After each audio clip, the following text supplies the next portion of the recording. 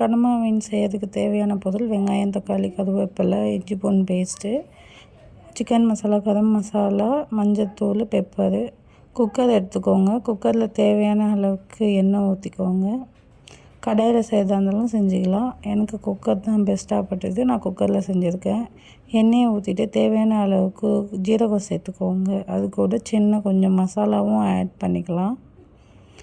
அதுக்கப்புறமேட்டு வெங்காயம் ஆட் பண்ணிவிட்டு நல்லா வதக்கிக்கோங்க. இதுக்கு முன்னாடியே நீங்கள் கடம்பா ஃபிஷ்ஷெல்லாம் வாஷ் பண்ணி வச்சுக்கோங்க. நல்லா ஒரு வதக்கி விட்டுக்கோங்க.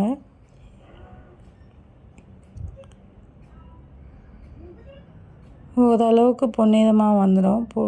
பொன்னிறமாக வந்ததுக்கப்புறம் இன்னும் நல்லா வதக்கிக்கோங்க.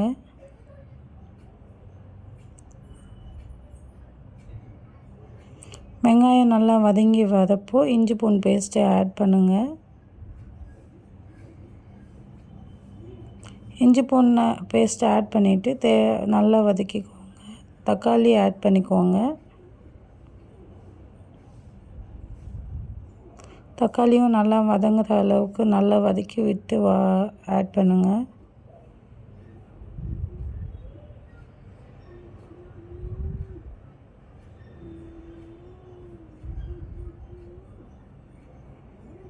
தக்காளி நல்லா வதங்கணும். வதங்கினதுக்கப்புறம் நம்ம வச்சுருக்கிற மசாலாவை ஆட் பண்ணுங்கள். மசாலாவை ஆட் பண்ணிவிட்டு வதக்கி விட்டுக்கோங்க.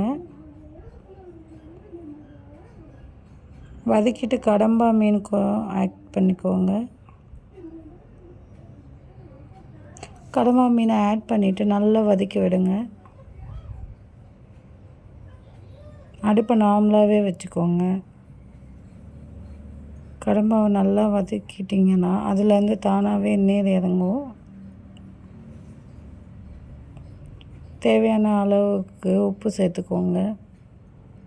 உப்பு சேர்த்துட்டு நல்லா கிளறி விட்டுக்கோங்க.